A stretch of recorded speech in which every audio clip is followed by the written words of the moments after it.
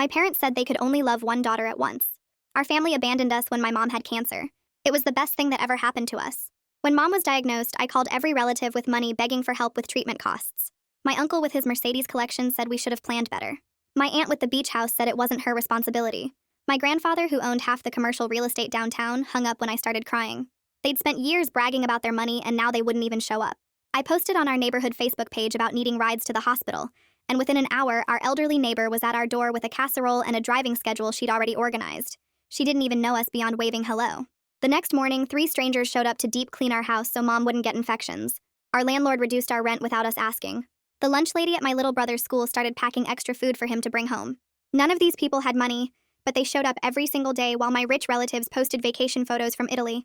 I watched my mother cry when her hairdresser came to our house to shave her head for free and stayed to hold her while she sobbed. The mechanic fixed our car for free so we could get to treatments. The corner store owner started forgetting to charge us for groceries sometimes. These people were keeping us alive while my family pretended we didn't exist. During mom's second round of chemo, the waiting room became my education in how our city really worked. I met a woman whose son died because the nearest hospital was 40 minutes away. I met a man who lost his house to medical debt even though he worked 3 jobs. Every person had a story about how the system failed them, while rich people like my family built another mall nobody needed. A young organizer was protesting about the closed health clinic and asked if I wanted to help since I was there every day anyway. I started going to city council meetings between mom's treatments and learned that my grandfather's company had lobbied to close the clinic because the land was valuable. The same grandfather who wouldn't give us a penny had stolen healthcare from thousands of people to build luxury apartments. I started keeping a notebook of every story and every injustice. By mom's last treatment, I had 200 pages of reasons to fight back. Mom went into remission after 8 months of hell, and our community threw a party in the park with food everyone had scraped together to buy. My uncle drove by in his Tesla and didn't even slow down. That night, the organizer asked if I'd ever thought about running for mayor since I knew everyone's struggles firsthand now. Within a month, I had 500 volunteers for my campaign, and every single one had a story about being abandoned by the system. The incumbent was my grandfather's golf buddy, who hadn't held a town hall in 6 years. Our campaign money came from bake sales and car washes, while his came from developers wanting to build luxury condos where the food bank stood. We knocked on every door in the district and registered 8,000 new voters who'd given up on the system. The polls showed us ahead by single digits but climbing every week. My volunteers worked 18-hour days because they believed we could actually change things. Mom became our unofficial mascot and survivors would cry when they met her at rallies. We were winning in the polls by 15 points when my grandfather showed up at campaign headquarters with his lawyer. He hadn't spoken to me in 2 years, but now he looked scared. He said if I didn't drop out immediately, he'd evict every single volunteer who lived in one of his buildings. Turns out he owned half the apartment complexes in our district through shell companies nobody knew about. I have 43 of your volunteers on my tenant lists, he said, showing me the papers with names I recognized. Everyone gets 30 days notice tomorrow if you don't concede tonight.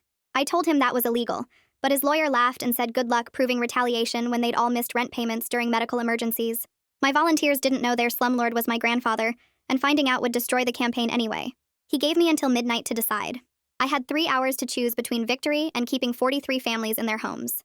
Election night, we were ahead by 20 points when the fire alarm went off at our victory party. Everyone evacuated calmly until we saw the smoke pouring from the community center, where we'd stored all our voter registration drives and campaign records. The building where Mom had gotten free meals during chemo was burning. The place where her support group met was burning. The room where kids did homework while their parents worked 3 jobs was burning. Fire trucks arrived, but it was already gone. Everything inside destroyed. Then my phone buzzed with a text from my grandfather. Electrical fires are so common in old buildings. Another text appeared immediately. Your mother's oncologist works out of one of my medical buildings. A third text made my hands shake. So does the dialysis center where your neighbor gets treatment. A fourth. And the pharmacy where your volunteers get their insulin. Mom was celebrating our victory while I stared at the flames destroying the place that saved us. People were crying and hugging and taking pictures of the fire with their phones. My grandfather's final text arrived as the news called our landslide victory. Concede tomorrow or I start having more electrical problems at the children's clinic. I stood there frozen with my phone screen still glowing with grandfather's threat about the children's clinic, while smoke filled the night sky behind me. Mom's celebration continued just 20 feet away, and I had maybe 10 seconds to decide how to handle this without destroying her moment of victory. My hands shook as I slipped the phone into my pocket and forced myself to smile, just as Mom rushed over with tears of joy streaming down her face. She hugged me tight while the fire trucks arrived with their sirens wailing, and I held her close while my mind raced through which volunteers lived in grandfather's buildings. The young organizer caught my eye from across the evacuation zone, and I subtly motioned her over while Mom turned to talk to other supporters about our landslide victory. We stepped aside near the yellow tape where firefighters were setting up their equipment, and I showed her the texts on my phone, watching her face go pale as she read each threat about the medical buildings and the children's clinic. She grabbed my arm, and we quickly agreed to delay any public concession, while we figured out how to protect the volunteers at risk from illegal eviction. The organizer started making calls to find emergency legal help, while I kept Mom distracted by pointing out different supporters in the crowd and thanking them for their work. Within an hour, while the fire department sprayed water on the smoking ruins, the organizer connected us with Leo Ramos, who she said was a tenants' rights attorney who'd fought illegal evictions before. He agreed to meet us first thing in the morning at 7 and told us to document everything immediately before any evidence disappeared. I screenshot every text from Grandfather and forwarded them to multiple email accounts, including one I created just for this purpose, while my hands shook with anger and fear. Then I took photos of the burning building from different angles, capturing the destruction of the place that had saved us during Mom's cancer treatment. Our campaign tech lead ran over with his laptop and started checking for any backup files since our physical voter registration records were gone with the building. He found partial voter lists in the cloud that he'd uploaded last week, but confirmed most of our organizing documents, including volunteer contact sheets, were only stored in the filing cabinets that were now ash. The crowd started thinning out as midnight approached, and I finally got Mom home and settled in her bed, choosing not to tell her about the threats yet since stress could affect her remission. The guilt of keeping this from her fought with my need to protect her health, but I knew she'd insist on fighting if she knew what Grandfather was doing. Once she was asleep, I texted our volunteer coordinators asking them to privately check which of their team members rented from Westside Properties or Riverside Holdings, without explaining why yet.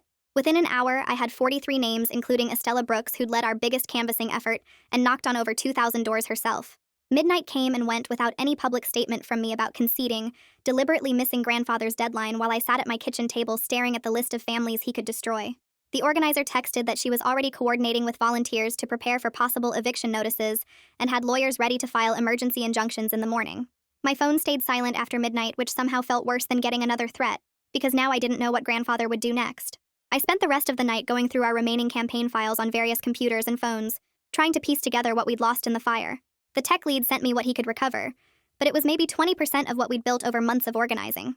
At 3 in the morning, I finally crashed on the couch for a few hours before meeting Leo Ramos, knowing that when I woke up, the real fight would begin. The community had elected me by 20 points, but Grandfather still controlled the buildings where they lived and the clinics where they got medicine. I'd won the election, but he'd just shown me he could burn down everything I cared about if I didn't play by his rules. My phone rang at exactly 3 in the morning, and the organizer's voice was already talking before I could say hello. She had a whole plan worked out while I'd been lying on the couch staring at the ceiling. She'd already called 12 volunteers who were setting up emergency tenant meetings for the next day. She'd reached out to 3 different media contacts who covered housing issues. She talked for 10 minutes straight about turning Grandfather's threats into our biggest weapon yet, while I took notes on the back of an envelope. By the time she hung up, I had 4 pages of action items, and my hands were shaking with something that wasn't fear anymore. I made coffee and started texting the volunteer coordinators she'd identified, asking them to quietly spread the word about the meetings without posting anything online yet. Leo Ramos showed up at my door at 7 sharp carrying a briefcase and a box of donuts. He spread papers across my kitchen table and started explaining temporary restraining orders while I signed forms wherever he pointed. He kept saying we had a good case, but then listing all the ways Grandfather's lawyers would fight us. He needed proof that Westside Properties and Riverside Holdings were actually owned by my grandfather, not just shell companies with no connection. He pulled out more forms for discovery requests and subpoenas, while explaining that judges don't like granting emergency orders without clear evidence of immediate harm. He took photos of my phone showing Grandfather's texts, and made me write out everything I remembered about his visit to campaign headquarters. He warned me that proving retaliation would be nearly impossible since landlords can always find technical lease violations to justify evictions. By 8:30, he had 40 pages of legal documents ready to file, but kept shaking his head about our chances. I found Francesca Ortega's number in my old campaign notes and called her from my car while driving to meet Leo at the courthouse. She picked up on the first ring and already knew about the fire from the news coverage. I told her I had information about possible connections to development interests, without mentioning Grandfather's name yet. She asked pointed questions about timing and documentation, while I could hear her typing in the background. She wanted copies of any threats, records of ownership for the buildings where volunteers lived, and a timeline of events leading up to the fire. She explained she'd been investigating housing corruption for 3 years and had sources who might help connect the dots. She couldn't promise anything without seeing evidence first, but agreed to meet once I had more documentation pulled together. The burned community center still had yellow tape around it when I met Mia Donaldson from the fire department at noon. She walked me through where they'd found burn patterns and asked detailed questions about when I'd noticed the smoke and who'd been at the victory party. She took notes in a small notebook while I explained about the election results coming in right before the fire started. She couldn't say much about the investigation, but mentioned they were treating it as suspicious based on preliminary findings. She asked for my personal cell number and said she might have follow-up questions that couldn't go through official channels. She looked at the building for a long moment before telling me to be careful, and maybe think about staying somewhere else for a few nights. Alejandro Guerra called me while I was still standing outside the burned building and asked if we could meet immediately. He'd been up all night going through old records about the clinic closure and found patterns I needed to see. We met at a diner where he spread out maps and timelines showing how grandfather's companies had systematically targeted properties near transit lines and medical facilities. The clinic wasn't just valuable land, it was part of a bigger plan to force people out of the whole neighborhood. He showed me emails he'd gotten through public records requests that proved the closure was planned 2 years before it happened. He offered to share everything with whatever legal team I was building, and started making calls to other advocates who'd been fighting similar battles. We spent 3 hours going through documents while he explained how each piece connected to the bigger picture of systematic displacement. The campaign team gathered at 4 to draft a statement about the fire that wouldn't give grandfather's lawyers any ammunition.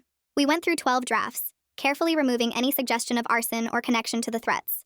The final version just expressed sadness about losing a place that meant so much to our community, and thanked the fire department for their quick response. We posted it on social media and sent it to local news outlets while watching the response numbers climb. People started sharing memories of the community center and offering to help rebuild without knowing someone had burned it down on purpose. The organizer fielded calls from reporters while making sure everyone stuck to the approved message about focusing on the future, instead of speculating about the cause. At 6 that evening, a courier arrived at my apartment with an envelope marked urgent from grandfather's law firm. The cease and desist letter claimed I was planning to make defamatory statements that would damage his business reputation. It threatened legal action if I made any public statements connecting him to the fire or suggesting criminal behavior. Leo actually laughed when I sent him photos of it, saying they'd just given us evidence of their panic. He added it to our growing file and started drafting a response that basically told them to pound sand in legal language. The next morning, my phone rang at 6, and Estella's voice was breaking as she told me about the eviction notice that had just been posted on her door.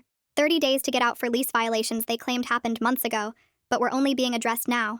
She'd knocked on 2,000 doors for our campaign, and now she was going to be homeless because of it. She kept apologizing like it was her fault while I wrote down every detail about the notice and promised we'd fight it. Within an hour, 12 more volunteers called with the same story and the same 30-day deadline. I met Francesca at a coffee shop downtown, where she reviewed everything I'd gathered so far. She studied the ownership documents Leo had found and took photos of grandfather's threatening texts. She explained she needed at least 2 independent sources for everything before her editor would let her publish anything connecting him to the fire. She already had researchers looking into the shell companies, but warned me these investigations take time.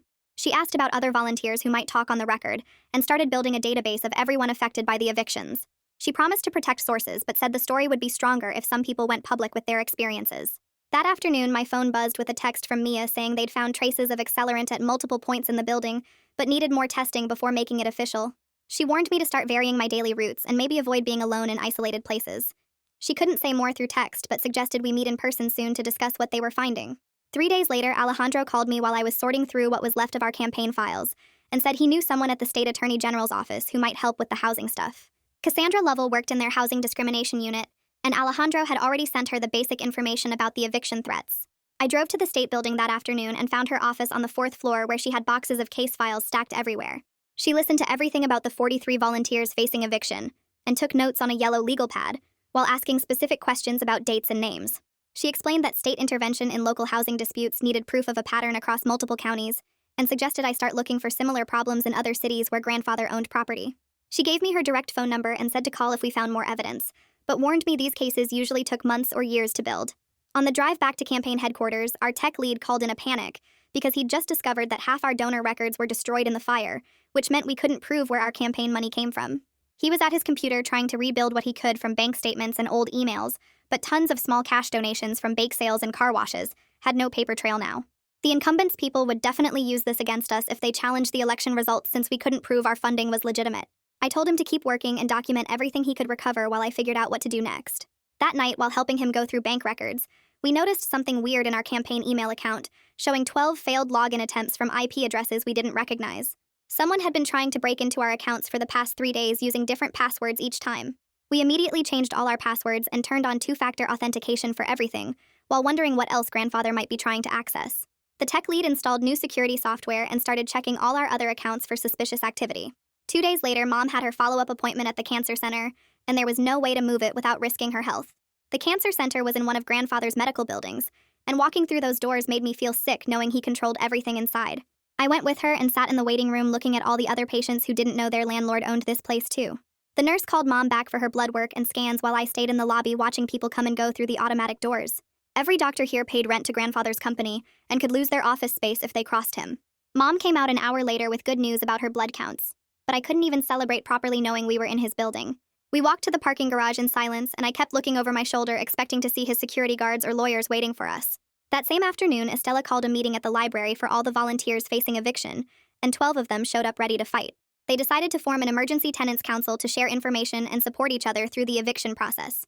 Estella took charge immediately and started organizing them into committees for legal research and media outreach and mutual aid. Watching these people who might lose their homes still fighting for each other gave me more strength than anything else that week. They scheduled daily check-ins and created a phone tree so nobody would face this alone. The next morning, my personal phone rang with a blocked number, and when I answered, grandfather's voice filled my ear with fake concern about the fire at the community center. He said he'd heard about the tragedy and wondered if our family could talk about it together since we'd all been through so much. I hit the record button on my phone while he kept talking about how dangerous old buildings could be and how sometimes bad things happen to good people. He suggested we meet for coffee to discuss the situation like family instead of enemies, and made vague references to more problems if we didn't find common ground soon. I kept my voice steady and told him I was too busy with transition planning to meet, but would think about his offer. He said he'd call again soon and reminded me that family should stick together during difficult times before hanging up. 10 minutes later, the incumbent mayor's chief of staff called our main campaign line to inform us that they were considering challenging the election results due to the destroyed records.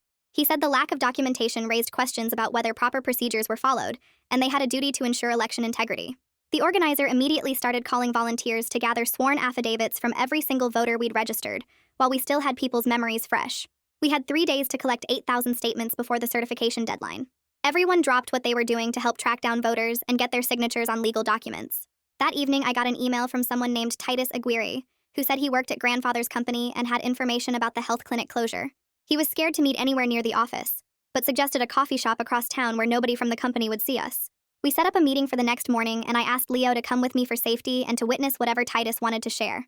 Titus showed up 20 minutes early and sat in the back corner booth looking around nervously every few seconds. He pulled out a folder with printed emails from 2 years ago showing grandfather's company discussing the clinic land as a development opportunity before it even closed. The emails talked about strategies to make the clinic fail financially so they could buy the land cheap. Titus's hands shook as he explained he'd kept these documents because he knew it was wrong, but was too scared to do anything until now. He agreed to be a protected source if we could guarantee his name wouldn't be public. 2 days later, we got the court decision on the temporary restraining orders, and only 8 of our volunteers were protected from eviction. The judge said the others didn't have enough evidence of retaliation yet, and would need to provide more documentation. Estella was safe for now, but 35 families still faced losing their homes in 3 weeks. Leo immediately started working on appeals while the Tenants Council organized protests outside the courthouse. The fire department released their public report that afternoon, listing the cause as undetermined pending further investigation. The report mentioned they were still running tests and interviewing witnesses, but couldn't make any official determination yet.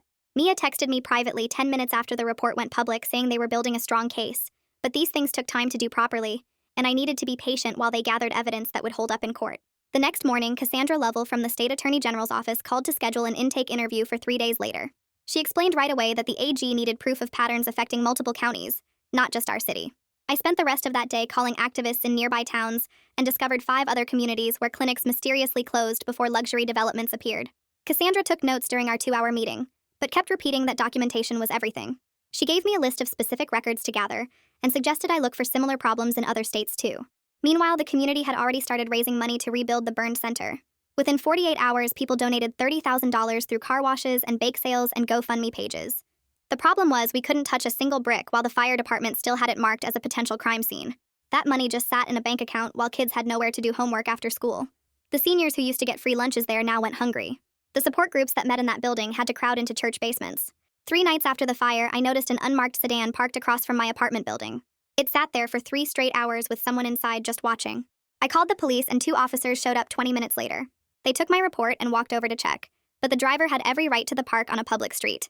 The cops said there was nothing they could do unless the person actually threatened me or broke a law. The car left right after the police did, but I saw it again the next morning parked a block away. Our tech lead spent days trying to recover our voter data from various backup sources and personal computers. He managed to piece together about 60% of our registration lists from volunteer emails and spreadsheets. The rest was gone forever, though, including most of our donor records and organizing maps. We'd have to rebuild our entire infrastructure from scratch while already trying to run the city. The volunteers started arguing about whether to go public about grandfather owning their apartment buildings. Half of them wanted complete transparency to show voters what we were up against. The other half worried it would look like I was using public office for a personal family fight. Estella thought we should focus on the eviction threats without naming grandfather specifically. Someone else suggested we wait until we had more evidence from the fire investigation. The debate got heated with people yelling about strategy while their own homes were at risk. Leo advised us to be strategic and not give grandfather's lawyers any ammunition they could use. After 2 days of arguments, we decided to release a careful statement about receiving threats related to development interests. We didn't name anyone specific, but made it clear that powerful people were trying to stop our reforms. The statement went out on social media and immediately started getting shared hundreds of times. People commented with their own stories about being pushed out by developers. Local news picked it up, and suddenly everyone was talking about corruption in city development. Francesca had been investigating for days and finally published her first article connecting the clinic closure to a network of developers. She didn't name grandfather yet, but included enough details that anyone paying attention could connect the dots. The article showed how the same group of companies kept appearing wherever public services closed. She had maps and timelines and quotes from former city employees who confirmed the pattern. The piece went viral locally with thousands of shares in the first few hours. City officials who'd stayed quiet suddenly had to respond to reporters asking about the connections. That afternoon, Titus sent me copies of internal emails from grandfather's company from 2 years before the clinic closed. The emails discussed the clinic land as a perfect opportunity for luxury condos once it became available. One message literally said they should start planning, because the clinic would definitely close within 18 months. Titus was shaking when he handed over the printed pages at our meeting spot. He kept looking around and asking if anyone had followed me. He agreed to be a protected source but begged me not to let anyone figure out who leaked the documents. I promised to protect him and immediately gave copies to Francesca and Cassandra and Leo. These emails were exactly the evidence we needed to show the clinic closure wasn't about budget problems. 2 days later, a process server showed up at campaign headquarters with a thick envelope. Grandfather's lawyers had filed a slap suit claiming my public statements were damaging his business reputation. They wanted $2 million in damages and an immediate retraction of everything I'd said. Leo read through the filing and actually laughed at some of the claims. He explained these lawsuits were designed to drain our resources through legal fees even though we'd probably win. The goal wasn't to win in court but to exhaust us financially and emotionally. He estimated we'd spend at least $50,000 defending against it, even with him working at reduced rates. That evening, I found Mom crying in the kitchen holding her phone. She'd figured out that grandfather was using her cancer treatment as leverage against me. She kept apologizing over and over for something that wasn't remotely her fault. I held her while she sobbed about being the reason I couldn't fight back properly. She said maybe she should switch oncologists, so grandfather couldn't threaten her care anymore. I told her absolutely not because her health came first no matter what. We sat together on the kitchen floor for an hour while she cried, and I promised we'd get through everything together. The next morning, Alejandro called me before I'd even had coffee with papers spread across his desk. He'd spent all night digging through city records and found something that made his voice shake. The community center had 17 code violations reported over the past 3 years, but every single one got marked resolved without any actual repairs. The fire department had flagged bad wiring twice, and the building inspector wrote about water damage making the structure unsafe. Nothing ever got fixed because the previous administration kept signing off on fake repairs that never happened. Alejandro showed me the signatures on every approval form, and they all belonged to the same city official who got campaign donations from developers. The pattern was so clear that even I could see it without any legal training.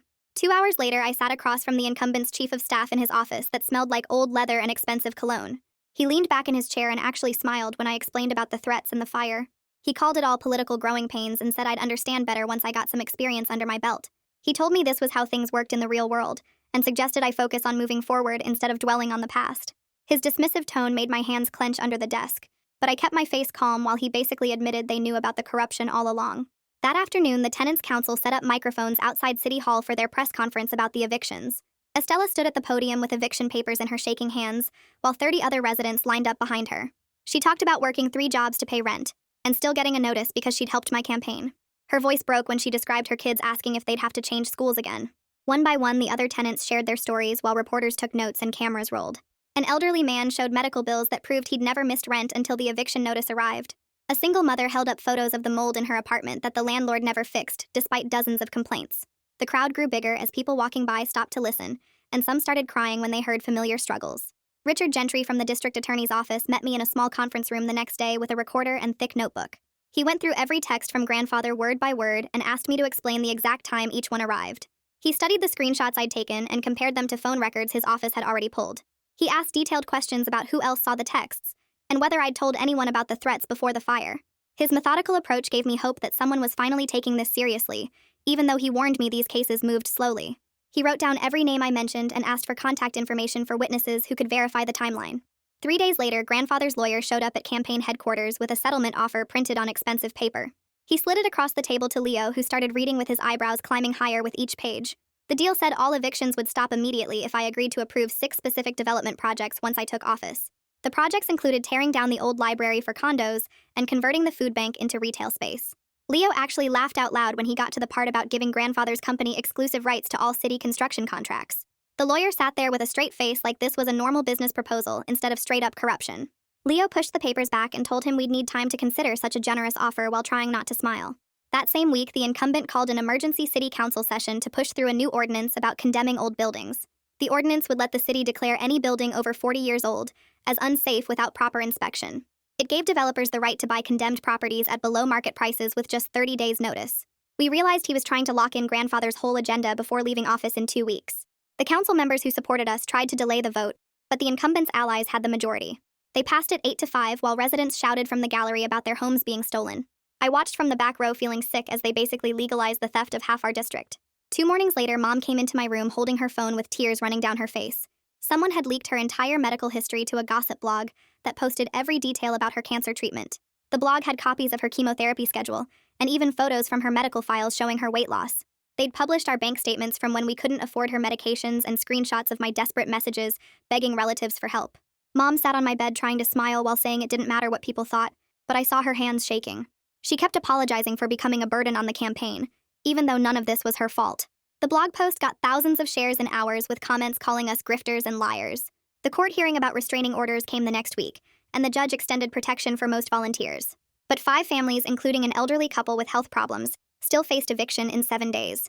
We scrambled to find them places to stay, while Leo filed emergency appeals that probably wouldn't get heard in time. Churches offered temporary shelter, and some supporters with extra rooms volunteered space. But breaking up these families felt like letting grandfather win. Francesca's second article came out that afternoon with a deep dive into the shell companies behind the evictions. She'd traced ownership through layers of paperwork to show how Westside Properties and Riverside Holdings connected to dozens of other companies. Her investigation mapped out forced closures of clinics, community centers, and small businesses across the entire city over 10 years. She still didn't name grandfather directly, but included enough details that anyone paying attention could connect the dots. The article included documents showing how property values mysteriously increased right after each closure. She'd interviewed former tenants who'd been forced out, and their stories matched ours perfectly. Meanwhile, Titus called me in panic because his supervisor had started asking why he'd been missing so many meetings. The supervisor mentioned seeing Titus's car at unusual locations and wondered if everything was okay at home. Titus knew this was a warning that they suspected something, but he couldn't quit without losing his health insurance. Leo immediately started working on whistleblower protection paperwork while we documented every interaction Titus had at work. We gave him a burner phone for communication and told him to act normal while keeping copies of any suspicious emails. His fear was so real that he threw up in our office bathroom after signing the whistleblower forms. The next morning, my phone rang at 6 with Zachary Huffman from the arson task force saying the lab results were in and we needed to meet immediately. I drove to the police station where he showed me the report confirming accelerant traces throughout the community center's first floor. He explained that arson cases could take months or even years to prosecute, but they were treating this as priority 1 given the election timing. His team started pulling security footage from every business within 3 blocks, while I gave them grandfather's threatening texts again. That afternoon, the election board called an emergency meeting to schedule the certification hearing for next week. The incumbent's lawyers filed paperwork challenging 6 precincts where our voter registration drives had the biggest impact. They claimed without the destroyed records, we couldn't prove those votes were legitimate. Leo started gathering affidavits from every volunteer who'd registered voters, while our tech lead pulled bank records showing hundreds of small donations from those same neighborhoods. We worked until 3 in the morning preparing binders of evidence to defend our victory. My elderly neighbor showed up at my door the next day with her famous casserole and sat with me at the kitchen table while I ate. She reminded me that our community had survived before that building existed and would keep surviving no matter what grandfather destroyed. Her simple words helped me remember why we were fighting in the first place. Mom found me looking through the certification hearing documents that evening and asked if she could speak at the hearing about what this election meant to people like her. I worried about her safety with grandfather escalating, but realized her voice might be exactly what the election board needed to hear. We spent the night preparing her statement together while she practiced staying calm and focused. The certification hearing packed the county courthouse with supporters and media filling every seat. When Mom took the microphone, she spoke for exactly 3 minutes about choosing between medicine and rent before our neighbors stepped up to help. She described the hairdresser who shaved her head for free and the mechanic who fixed our car without payment. The room went completely silent as she explained how strangers became family while our actual family abandoned us. She finished by saying this election was about neighbors helping neighbors and giving everyone the chance our community gave her. The election board members wiped their eyes as she sat down. After 6 hours of testimony and reviewing our evidence binders, the board voted 4-1 to certify our victory based on the overwhelming proof from voter affidavits and donation records. The incumbent stood up and promised to monitor the situation for any irregularities, but couldn't stop the certification. We'd officially won despite the destroyed records and grandfather's attempts to steal it from us. 2 days later, grandfather's lawyers expanded their slap suit to include defamation claims seeking $2 million in damages. They claimed my public statements about threats and development interests were destroying his business reputation and causing financial harm. Leo called Marcella Scott, an attorney who specialized in fighting strategic lawsuits meant to silence critics, and she agreed to join our team pro bono. She'd beaten dozens of these cases and immediately started preparing our anti-SLAPP motion. Richard Gentry from the district attorney's office moved forward with the criminal investigation by issuing subpoenas for grandfather's phone records to verify the threatening texts came from his devices. He explained the legal wheels turned slowly, but this was official recognition that criminal behavior had occurred. His investigators started interviewing witnesses and building a timeline of the threats and fire. Meanwhile, the tenants' council that Estella organized had grown to include residents from 12 of grandfather's buildings. They negotiated their first building-wide agreement that prevented retaliation against any resident who'd participated in our campaign. The agreement became a template we planned to spread across every building grandfather owned in the city. Tenants started sharing stories about maintenance ignored for years, and rent increases that forced families out. They documented everything while organizing for collective bargaining power. Francesca's investigation reached its climax when she published a detailed exposé that finally named grandfather directly as the controlling force behind decades of healthcare and housing exploitation. Her article included Titus's leaked documents showing how grandfather's companies deliberately targeted clinics and community services in poor neighborhoods. She mapped out the shell companies, the political connections, and the pattern of forcing closures to grab valuable land. The article showed how he'd stolen healthcare from thousands while building luxury apartments on the ruins. She connected 40 years of suffering to one man's greed and included testimony from families who'd lost loved ones when the nearest hospital became too far away. The story exploded across social media with thousands sharing their own experiences of grandfather's exploitation. Former tenants came forward with stories of illegal evictions and dangerous living conditions. Healthcare workers described how his lobbying had destroyed their clinics. The pressure mounted as reporters from national outlets started calling for interviews. Grandfather's lawyers sent cease and desist letters to everyone, but the truth was already out there, spreading faster than they could contain it. The next morning, I woke up to 30 missed calls and my phone still buzzing with texts from volunteers saying grandfather was on the morning news. I turned on the TV and there he was in his expensive suit sitting across from the anchor looking sad and concerned. He talked about family values and how his own grandchild was using personal disagreements for political gain. He claimed the fire was an accident that I was exploiting and said he'd offered to help our family many times but we refused. His voice cracked perfectly when he mentioned Mom's cancer and how he'd wanted to be there for us. The anchor nodded sympathetically, while grandfather painted himself as a victim of ungrateful relatives. I threw my shoe at the TV but it bounced off harmlessly while he kept lying about trying to reconnect with us. Leo called me right as the segment ended and told me not to respond publicly yet. He said the story was already backfiring online where people were posting screenshots of Francesca's articles next to grandfather's claims. Within an hour, the news station's Facebook page had thousands of comments calling out the lies. People shared their own stories about grandfather's buildings and the clinics he'd closed. The damage control wasn't working because too many people knew the truth now. 3 days later, Zachary Huffman from the arson task force showed up at my apartment with 2 other investigators. They took over the conference room at City Hall and started interviewing everyone who'd been at the victory party. Zachary explained they couldn't name suspects publicly yet, but assured me they were making real progress on the case. He asked detailed questions about the timeline and wanted copies of all the threatening texts again. His team worked through every piece of evidence we'd collected while more investigators examined the fire scene. They found additional evidence of accelerant in places that ruled out accidental causes completely. The investigation moved into high gear with subpoenas going out for security footage from nearby buildings. Zachary warned me this would take months to build a solid case, but promised they were taking it seriously.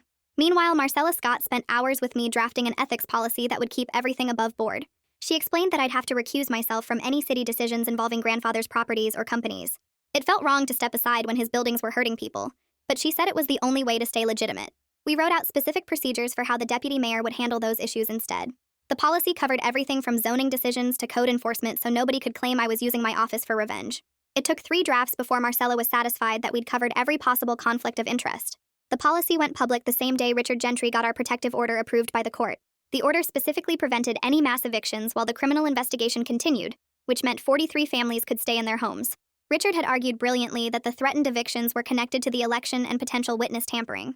The judge agreed that tenants shouldn't lose their homes during an active investigation into their landlord. Grandfather's lawyers fought hard, but the evidence was too strong to ignore.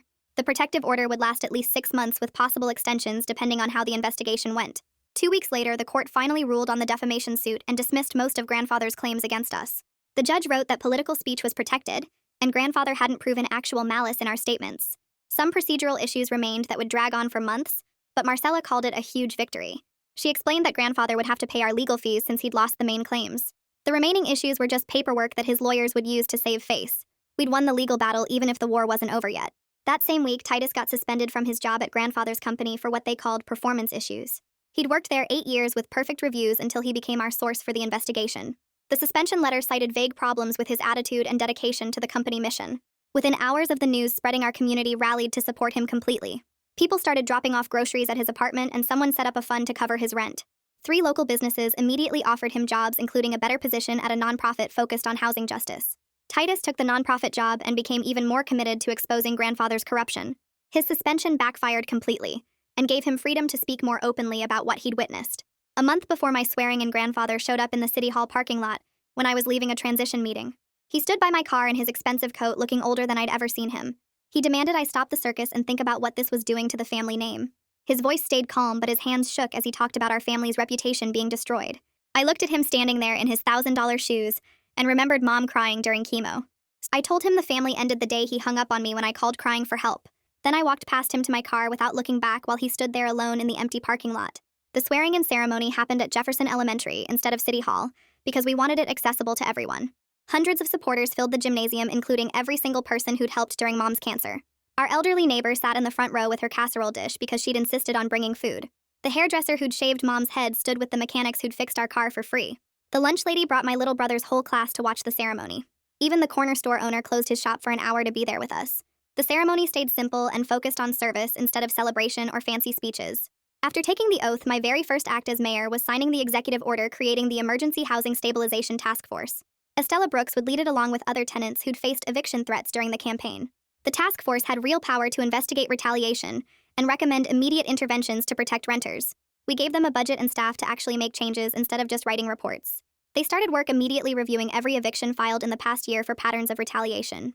2 days later, Mom went for her latest scans at the cancer center, trying not to think about grandfather owning the building. The results came back showing she was still in complete remission with no signs of the cancer returning. She cried happy tears in the office while I held her hand and thanked every power I could think of. That afternoon, she decided she wanted to carefully become an advocate for healthcare access in our community. She joined Alejandro's group but promised to protect her health and not overdo it like she always did. Her first meeting was just listening to other survivors share their stories of fighting for treatment. 3 days after that meeting, a woman from the Regional Health Foundation called my office asking about our plans for the burned community center. She explained they had a new grant program for communities affected by healthcare access issues and wanted to offer matching funds for any money we raised locally. The catch was that the community had to control the rebuilding process, not city government or private developers. I called an emergency meeting with Estella and the other volunteers who'd used the center's services. We spent 4 hours drawing up plans on butcher paper, listing every program we wanted to bring back and adding new ones based on what people needed most. The foundation representative came to our next meeting and watched as 50 people presented their ideas for the new center. She took notes while a single mom explained how the old center's daycare had let her keep her job. A diabetic teenager showed her the insulin storage problems at his school that the center used to help with. The foundation approved $2 million in matching funds on the spot, but only if we created a community board with real decision-making power. I sit in my new office now looking at the stack of papers on my desk. Grandfather still owns half the buildings downtown through his shell companies. The arson investigation moves forward, but Zachary says these cases take forever to prosecute. The 43 families are safe for now, but the court orders won't last forever. Tomorrow, we start interviewing architects who understand what community-driven design really means. Tonight, though, those families sleep without worrying about eviction notices, and that's something. And that's the story done. Appreciate you hanging out with me. It's always a chill time. See you again if you pop back.